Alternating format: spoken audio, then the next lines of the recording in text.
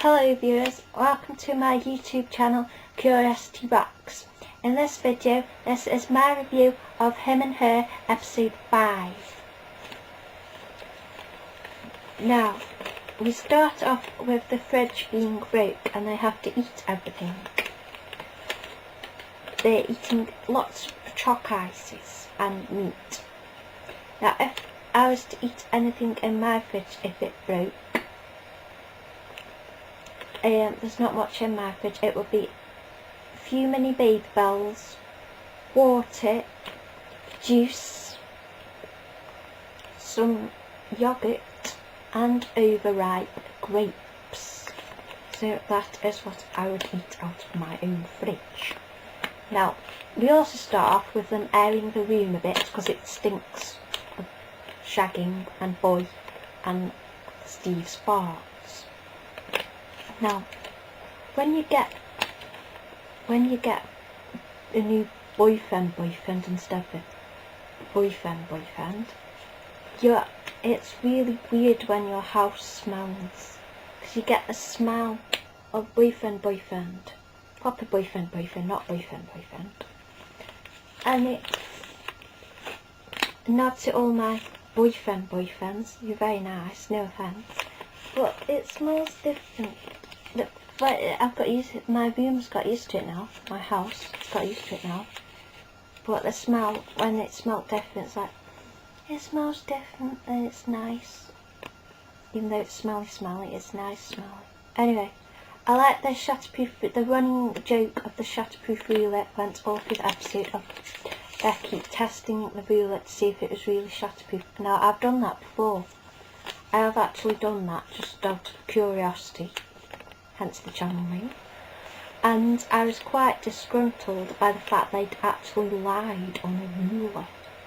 That's a lie. And then it only occurred to me once Steve said if you could actually have proper shatterproof things, they'd make planes out of it. And like Becky, I was like, that only actually occurred to me once Steve said it. So I was like, oh yeah. So yeah, Steve then. This is not very in order.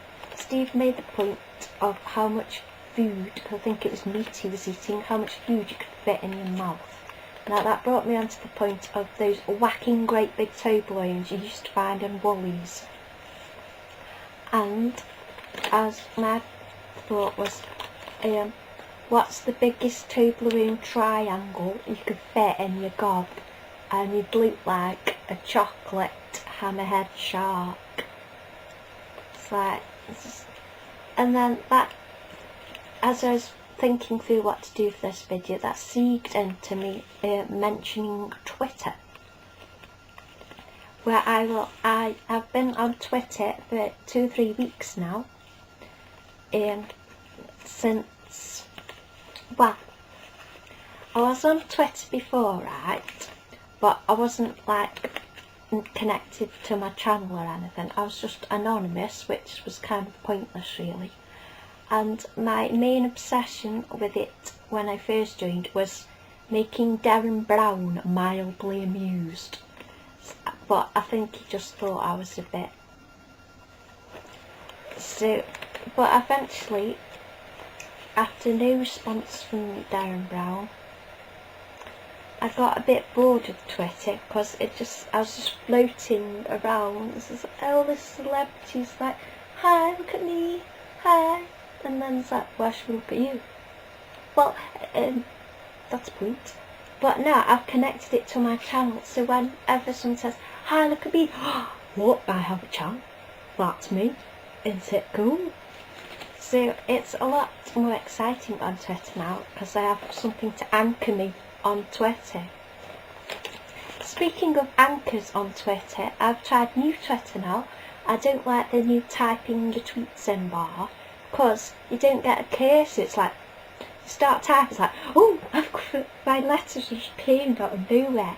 But if you want to adjust it, and it's like, oh, I haven't like letters, oh, I'll go back and adjust that bit. It's like, no, I can't do your cursor.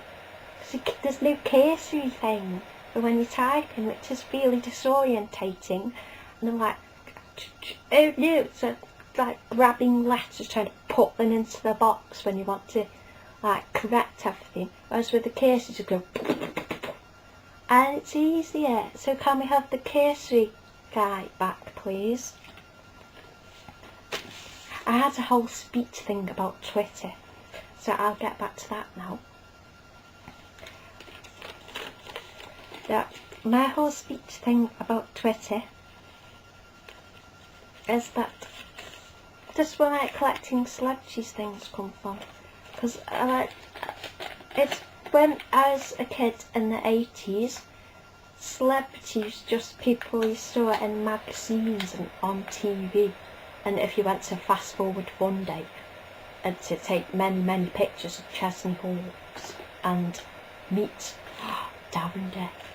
Yay! But that was the only chance you got to see celebrities, but now it's like you can talk to them on Twitter.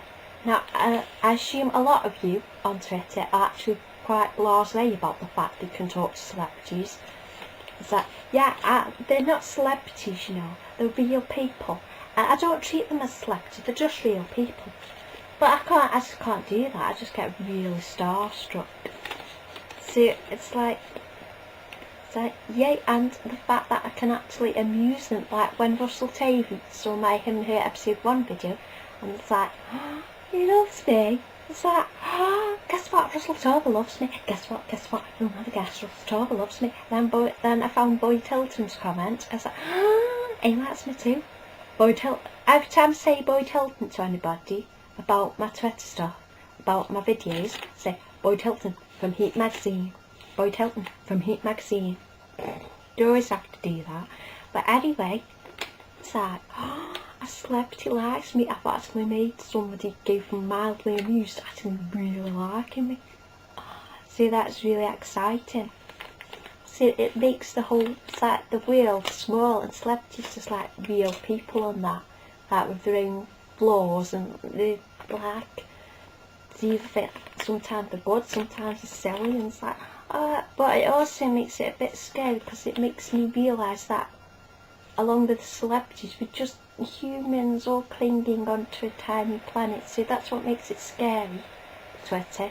So I'd like prefer to focus on the fact that you can make celebrities smile, kind of thing, and give celebrities warm fuzzies. So when a celebrity actually notices me and says that I've amused them, it's really exciting.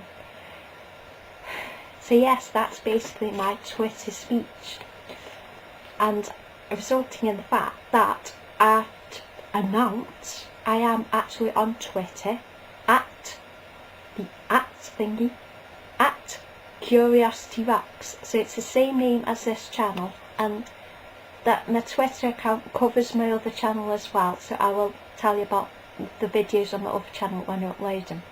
So if you'd like to tweet me and follow me on Twitter, you can do.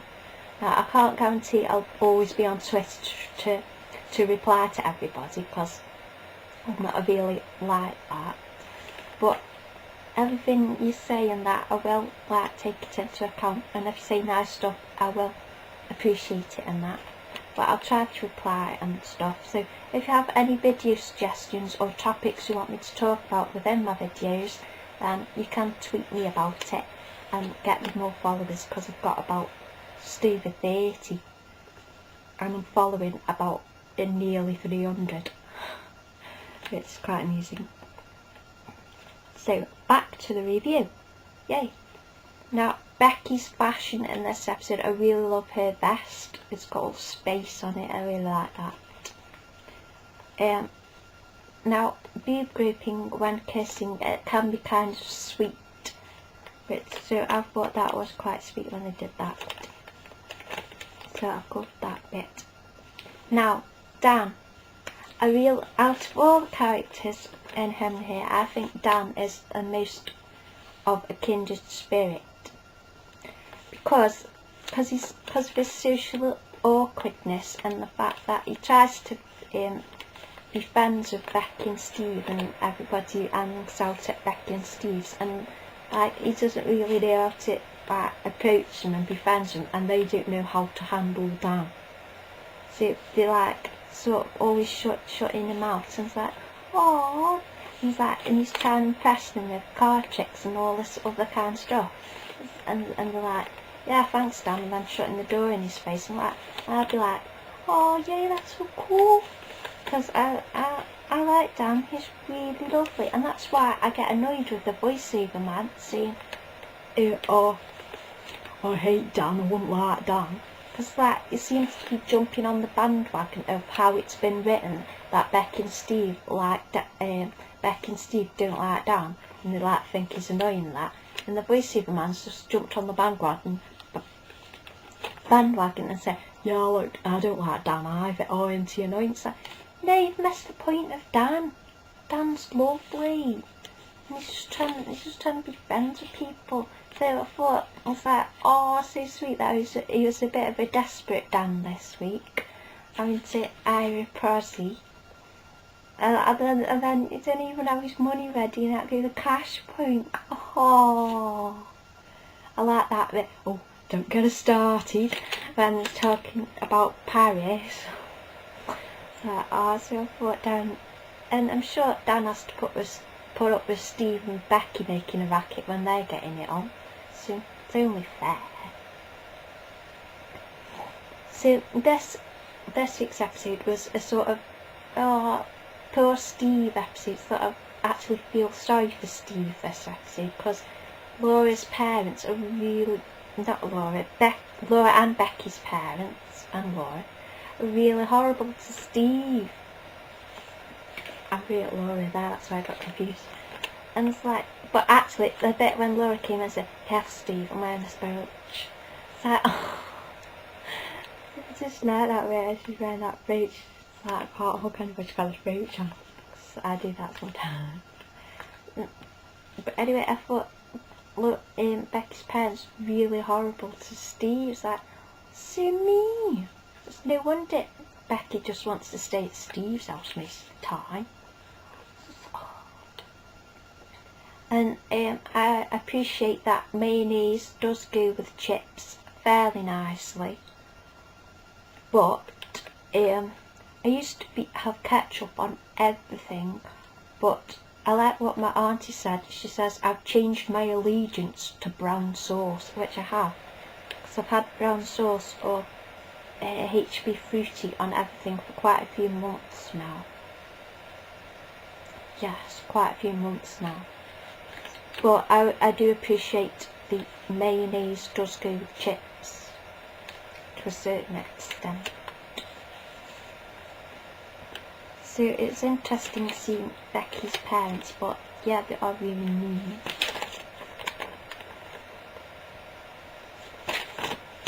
So I thought overall this was a sort of a quieter episode this week, and sort of a slower episode this week. But it was quite amusing, and I still really like Dan. So I guess that is by some title of my review. I shall be doing the next review as well. I have a plan for the next review, but I'll keep that a secret for now. But it might be exciting if I manage to do it properly. So yay. This was episode 5 review. So hello to any celebrities who are watching this, especially Russell. I hope I have like made you smile and given you warm fuzzies, because that's something really cool. So I think I've covered my points. I always remember stuff after I've done the video though. But if you want me to do a video talking about various topics, please do tweet me some topics to talk about, because that would be really exciting. Also, thank you to my boyfriend for getting me this wonderful, cute pom-pom scarf, which is really cute and snuggly. Yay! I hope you have enjoyed my video, and yeah, thank you for watching.